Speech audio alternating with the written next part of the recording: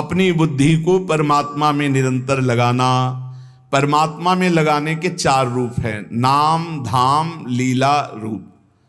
जो नाम, रूप, लीला, धाम है, इनमें सबसे सहज सरल नाम है, क्योंकि धाम भी सब कोई वास नहीं कर सकता। नाम जहां जो हो, जहां हो, जो हो, बालक, वृद्ध, स्त्री, पुरुष, पढ़ा लिखा, मूर्ख, कोई भी हो, नाम जब सबको भगवत प्राप्ति करा देता है। गोस्वामी श्री तुलसीदास जी महाराज विनय पत्रिका में कह रहे हैं, बहुत जोर की बात है, कह रहे हैं कि नाम राम रावरोई हित मेरे स्वार्थ परमारथ साथिन सो भुज उठाई कहों तेरे नाम राम राव रोई हित मेरे।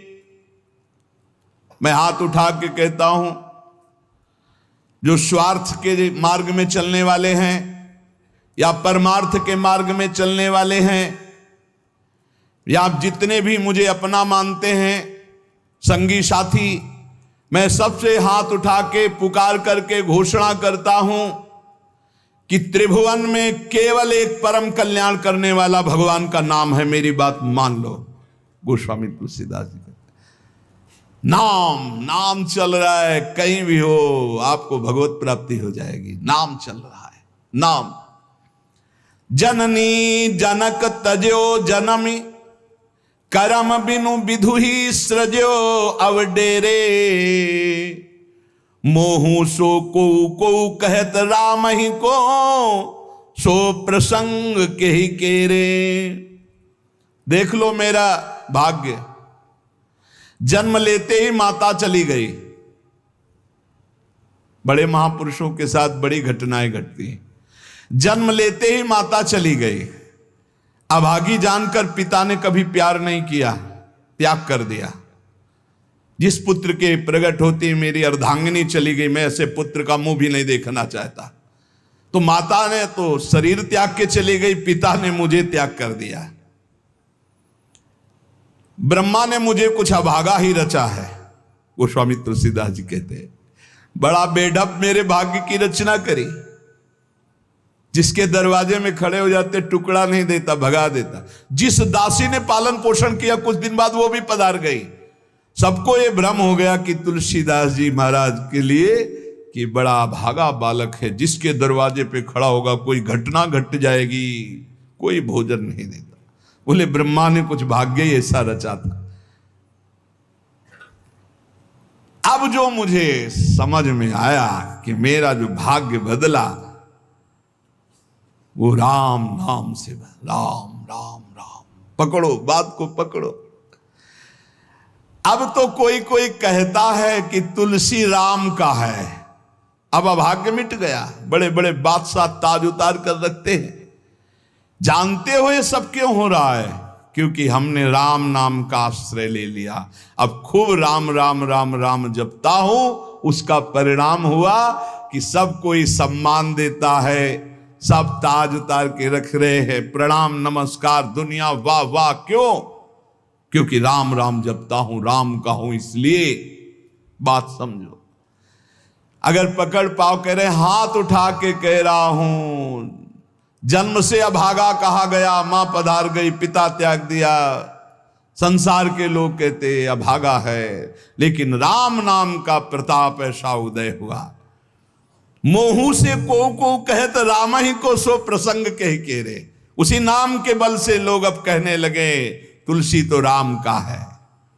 फिर ओ ललाट बिनु नाम उदर लगी, दुखो दुखित मोहि हेरे। आहा, जब मैं राम नाम का आश्रय नहीं लिए था, तब पेट भरने के लिए द्वार द्वार पर ललचाकर भूख से व्याकुल होकर खड़ा होता।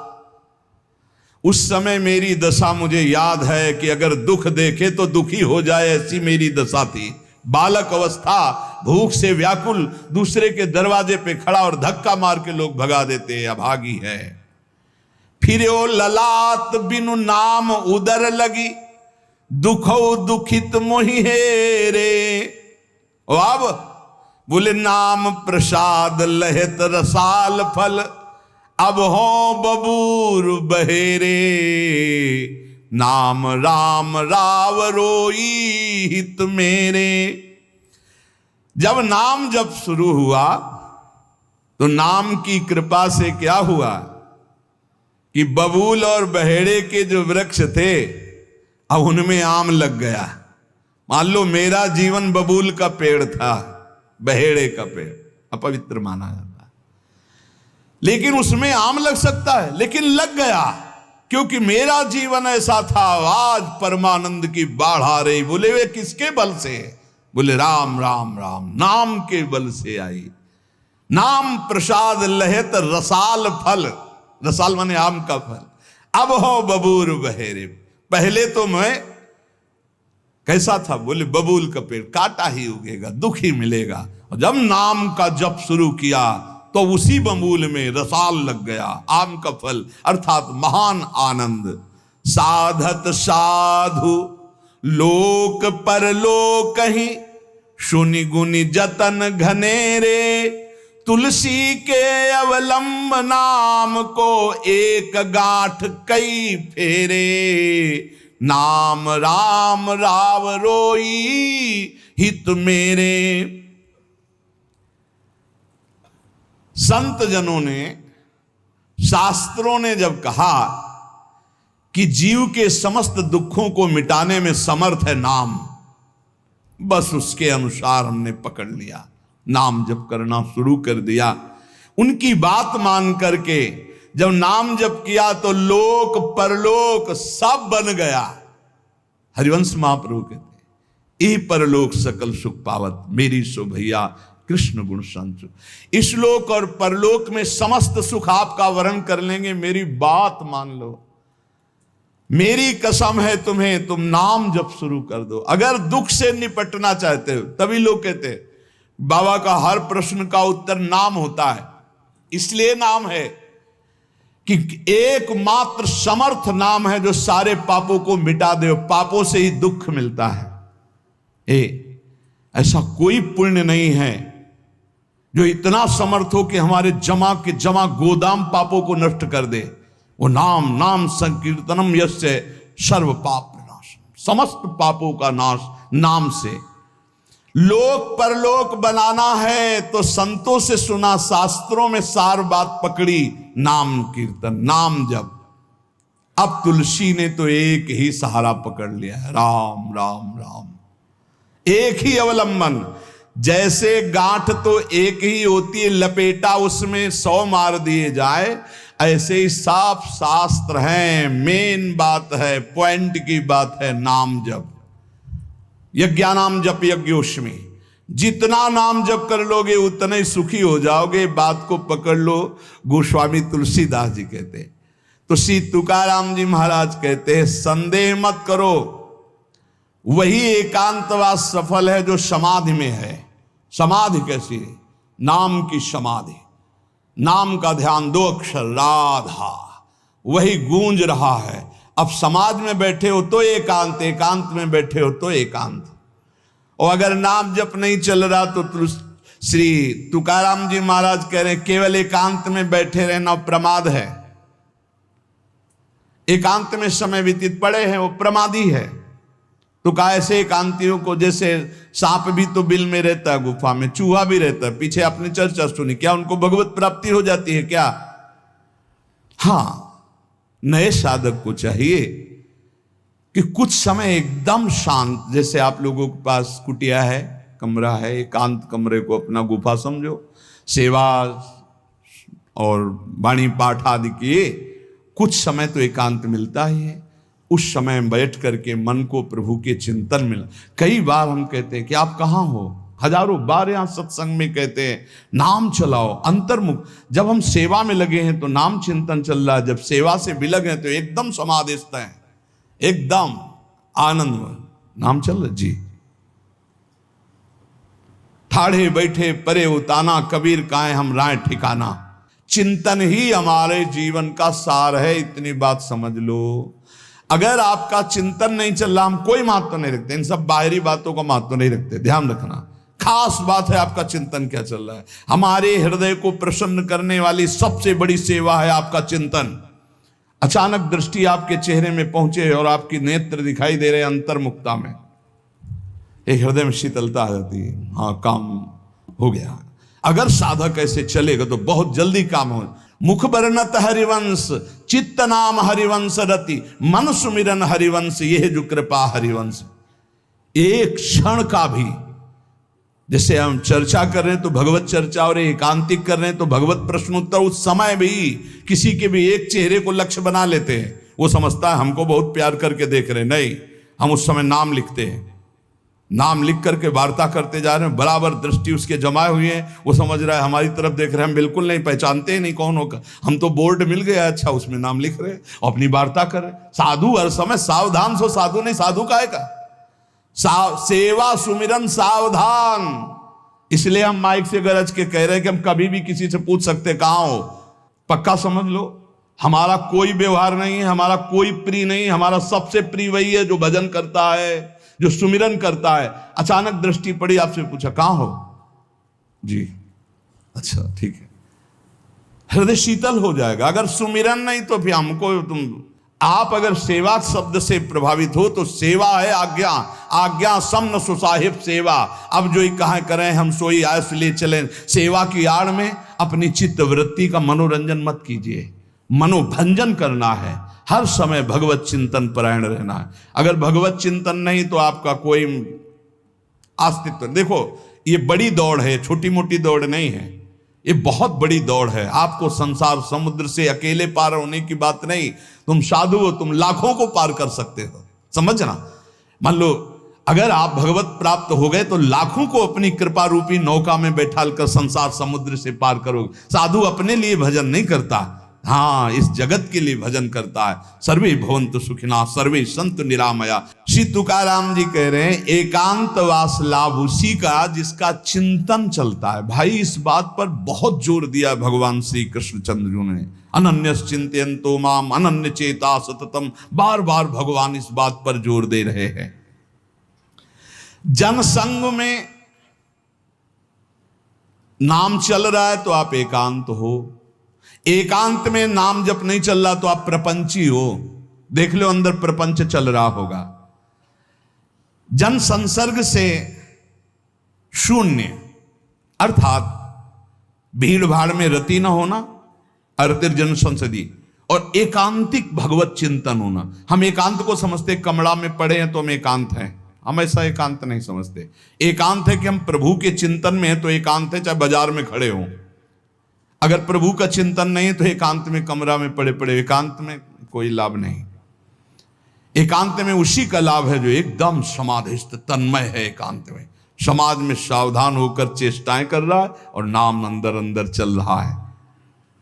आनंद कंद भगवान गोविंद को छल छंद अच्छा नहीं लगता, मतलब नाटकबाजी अच्छी नहीं लगती। जहां हो वहीं भजन करो, जैसे हो उस परिस्थिति में भजन करके दिखाओ। भजन की भूख जग जाए यार, यही सत्संग का लाभ है, भजन की भूख जग जाए।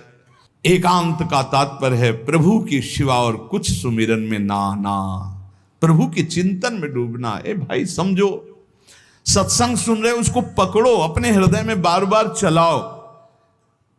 देखो ये अंदर से बात समझ लीजिए, हम उसे बहुत जी जान से प्यार करते हैं जो भजन करने वाले हैं। हम जिन साधकों को देखते हैं कि अपनी सेवा दिनचर्या और भजन किसी से मतलब नहीं, ऐसे ऐसे साधक हैं कि एक दो वर्ष हो गए हमने कभी उनसे राधे श्याम हमारी उनकी नहीं हुई होगी। और आप सच्ची मानिए एक दिन भी ऐसा नहीं जो हमारे चिंतन में नाते हो, चिंतन के द्वारा उनका पोषे। और हमारे पास हो अगर भजन नहीं करते तो सच्ची मानिए हम जानते भी नहीं हैं। अभी आप हमें अंदर की बात, जैसे वो कह रहे थे कि हम जान गए आपको, तो हम कहा नहीं जाने हो, जान जाओगे तो प्रेमानंद बन जाओगे, प्रेम और आनंद प्रिया और लाल के रूप में डूब जाओगे। ये हमारे गोविंद आनंद कंद सच्चिदानंद प्रभु को ये छल छंद अच्छे नहीं लगते, उनको तुम छल कपट में नहीं फंसा सकते। एकांत निष्ठ भक्त उसका मतलब हम तुरंत ले जाते हैं कमरा एकांत, गुफा एकांत, नहीं, एकांत हृदय, एकांत निष्ठ भगवान के चरणारविंद में। शाब्दिक एकांतिक में मत जाइए कि शब्द का एकांत, कि भाई शोरगुल नहीं हो रहा, हम एकांत कमरे में पढ़, नहीं नहीं, आंतरिक एकांत में। अकेले चुपचाप बैठे रहना एकांत नहीं कहता, भगवान में खोए रहना एकांत कहे। इसको समझिए, प्रभु में खोए रहना, एकांत वास का तात्पर्य सच्चिदानंद प्रभु में खोए रहे। तो सत्संग, नाम कीर्तन, नाम जप, भगवत सेवा, इन्हीं से असली एकांत मिलता है, हृदय का एकांत। हृदय रूपी गुफा में हर समय चित्त चिपका हुआ है प्रभु के चिंतन में। कितना अपार आनंद है जब हर समय मंत्र की बार बार आवृत्ति होती, नाम। जो न तरय भव सागर, अस समाज नर पाए, स्वत निंदक मंदमति आत्म हनन गति जाए। श्री तुकाराम जी महाराज कह रहे हैं कि जीव में एक अहंकार होता है, यही आत्मज्ञान को ढके हुए है, यही भगवदानंद को ढके हुए। अहंकार तामस वृत्ति से टिका रहता है, तमोगुण का लक्षण है अहंकार। इस तमोमय अहंकार में इसके बहुत प्रकार हैं। मैं स्त्री हूं, मैं पुरुष हूं, मैं विद्वान हूं, मैं धनवान हूं, मैं कुलवान, बहुत तरह के अहंकार हैं। सब अहंकार के भेद ही हैं। ये मैं देह हूं, ये मुख्य अहंकार बनता है जाकर, मैं देह। इस मलिन अहंकार से उज्जवल अहंकार ढक गया कि मैं ब्रह्म हूं, ये ढक गया। देह मैं हूं कहने के साथ ही लाखों चिंगारियां अहंकार की प्रकट हो गई। मैं रूपवान हूं, मैं धनवान हूं, मैं विद्यावान हूं, मैं गुणवान हूं, मैं कीर्तिवान हूं, मैं त्यागी हूं, अहंकार। मैं अमुक देश का, अमुक भाषा का ज्ञान, अमुक धर्म का ज्ञान, अमुक जाति का, अमुक वर्ण का, अमुक कुल, आदि आदि, अहंकार। प्रकृति के स्वभाव में हर्ष और विषाद, स्तुति और निंदा, मान और अपमान, ज्ञान और अज्ञान, ये सब अहंकार के कारण ही भोगने पड़े। अहंकार। प्रकृति से परे जो परमात्मा है तब तक आंख उठाकर उसकी ओर नहीं देख सकते जब तक अहंकार है। तुकाराम जी महाराज कह रहे हैं, परमात्मा के और तुम्हारी दृष्टि के बीच में जो पर्दा लगा हुआ है वो अहंकार। जब तक ये अहंकार नष्ट नहीं होगा तब तक भगवान की तरफ आंख भी नहीं उठा सकते हो। दर्शन पाने की बात जाने दो। बहु धन त्याग कर सकते हो आप, बहुत बाहरी आडंबर दिखा सकते हो आप, लेकिन ये अहंकार तब भी पुष्ट होता रहेगा। मैं धन त्यागी हूं, तब भी आप परमात्मा का साक्षात्कार नहीं कर सकते। ये अहंकार सर्वथा दूर तब तक नहीं होता जब तक भगवत कृपा से गुरु कृपा नहीं होती। गुरु कृपा। तभी तो तुकाराम जी के पीछे चैत्र में सुनाओ छटपटा रहे थे कि गुरुदेव मिल जाएं, गुरुदेव मिल जाएं। जैसे जैसे गुरु की कृपा अवतरित होती हृदय में, वैसे वैसे अहंकार का पर्दा भस्म होने लगता है, आग ही लग जाती है। अहंकार भस्म हो गया। जो ही अहंकार का पर्दा फटा तो सन्मुख परमात्मा का साक्षात्कार, वही अहंकार पर्दा है। जैसे कोई प्रवीण कला विद्या से युक्त हो पर आसन लगा करके अपने सामने पर्दा कर दे तो ना कला दिखाई देगी, ना प्रवीणता, ना गुण, ना वो। ऐसे ही समस्त कला समस्त विद्याओं के गुरु तुम्हारे हृदय में आसन लगा के बैठे पर अहंकार का पर्दा लगा, अहंकार हटा दो, समस्त गुण और विद्या के समुद्र भगवान का साक्षात्कार हो जाए। एक जगह तुकाराम जी महाराज कीर्तन में मस्त, तो एक कीर्तन में आया करते थे, उनके मित्र नास्तिक थे। उनसे कहा एक बार आप तुकाराम जी के कीर्तन में चलिए और अगर आपको भगवदानंद ना आवे तो फिर आप जैसे भगवान की निंदा करते रहते हो, हम आपको कभी नहीं रोकेंगे, आप हमारे दोस्त तो एक बार चलो। जो ही गए तो तुकाराम जी की वो झांकी देखकर आंखों से अश्रु प्रवाह और नूपुरों की ध्वनि, राम कृष्ण हरि राम कृष्ण, वो तो लौट गया चरणों में। अब रोज कीर्तन में अब कीर्तन के बाद थोड़ी देर सत्संग होता। अब उसमें ब्रह्मचर्य आदि की महिमा वो अपनी पत्नी से बोलना बंद कर दिया। तो जैसे काफी समय हुआ तो उसको पता चला कि ये कीर्तन में तुकाराम जी के पास जाते इसलिए बोलना। तो बोले मेरी जिंदगी का नाश करने वाला, हाथ जोड़ करके पति से कहा आपका तो उद्धार हो गया, मेरा उद्धार कैसे होगा? बोले चलो चलते हैं आज कीर्तन में। बोले नहीं, पहला कदम अपने गुरुदेव को घर में लाओ, एक बार चरणामृत उतारें, घर में चरणामृत डालें, फिर भगवान मेरी ये पत्नी को कैसे, जैसे मेरी बुद्धि शुद्ध हो गई, इसे बड़ा प्रसन्न हुआ।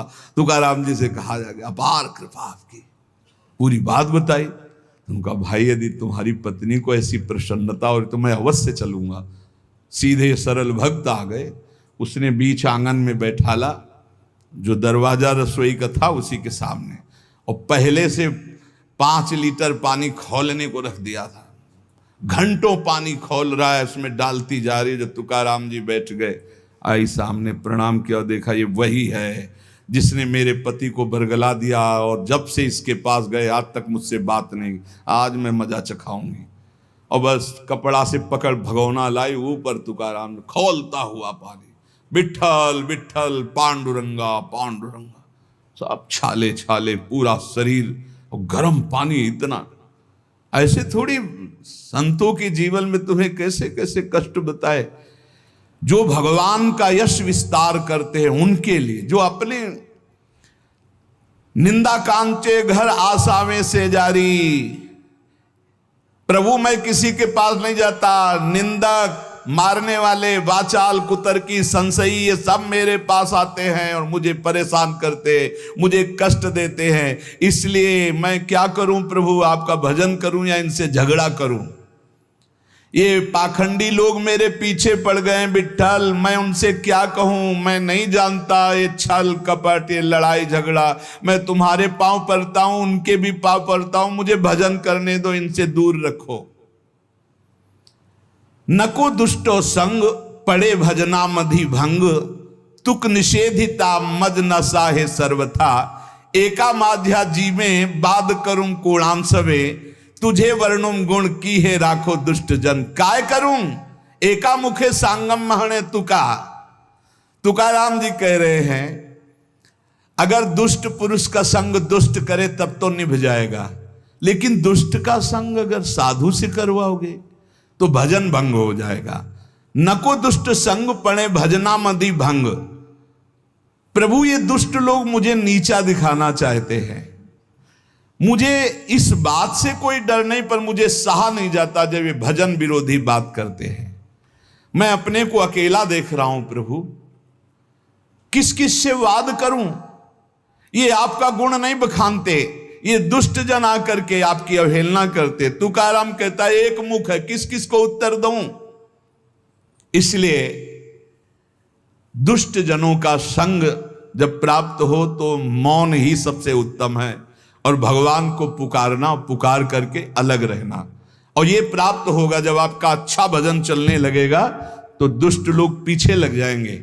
ये भगवान का ऐसा है। देखो जिसका भी उत्तम भजन हुआ उनके साथ ये घटना घटती है। उपासक को अनुपम आनंद की प्राप्ति एकांत लाभ से होती है, पर केवल एकांत में बैठे रहना एकांत लाभ नहीं है। एकांत लाभ का मतलब है समाधि, चाहे वो सबके बीच में बैठा भी हो। ये अहंकार किसी भी गुण कला विद्या से नहीं मरता है, इसको और अहंकार हो जाता है, मैं कलावान हूं, मैं विद्यावान हूं, मैं गुणवान हूं। अरे यहां तक कि मूर्खता का भी अहंकार होता है। चित्त में अहंकार को पोसते पोसते अनंत जन्म व्यतीत हो गए, अब भगवान के मार्ग में चले तो नम्रता का अहंकार हो गया। ये भी है, मैं बहुत सरल हूं। अरे कितना बोझा लदा है अहंकार का। तुम और समझो, धूर्तों को धूर्तता का भी अहंकार होता है।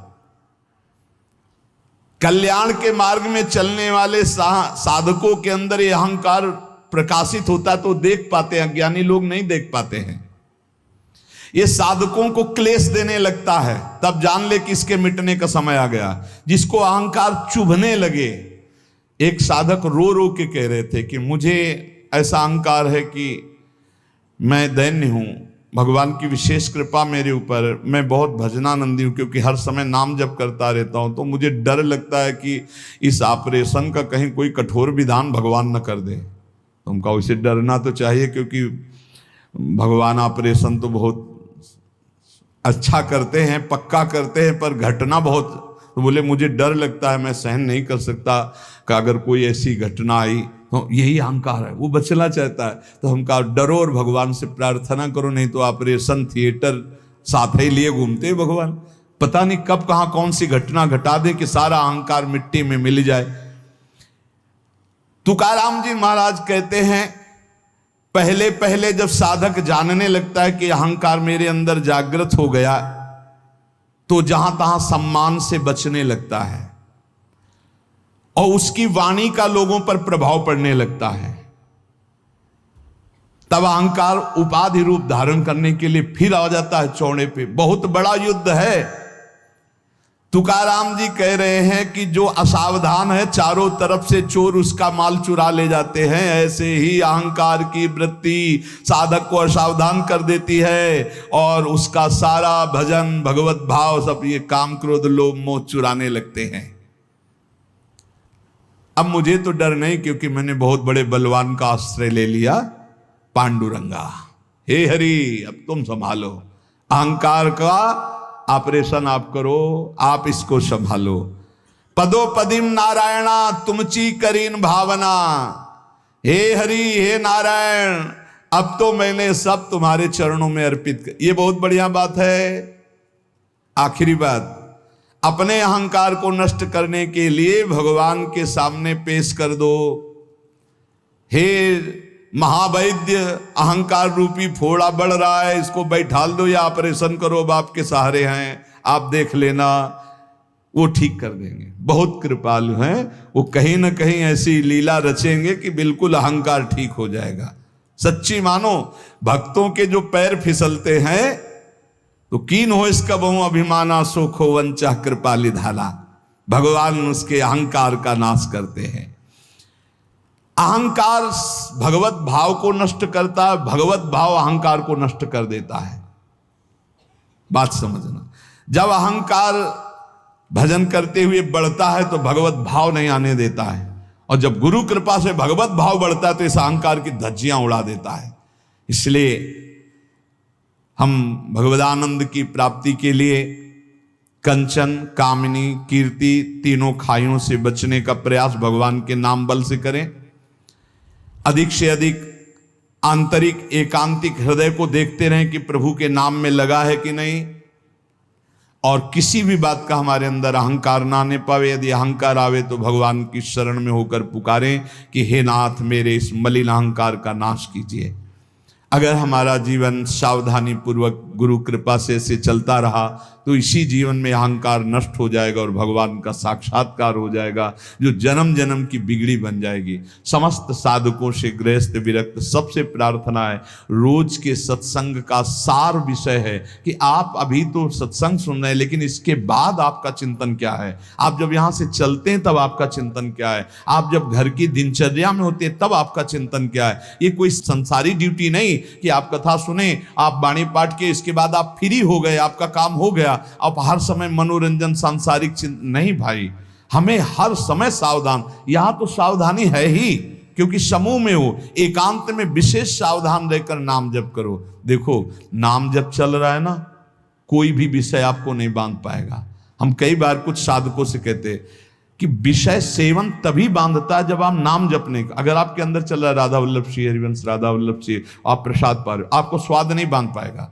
कोई भी भोग, कोई भी विषय तभी बांधता है जब आपके बीच में भगवत स्मरण नहीं होता।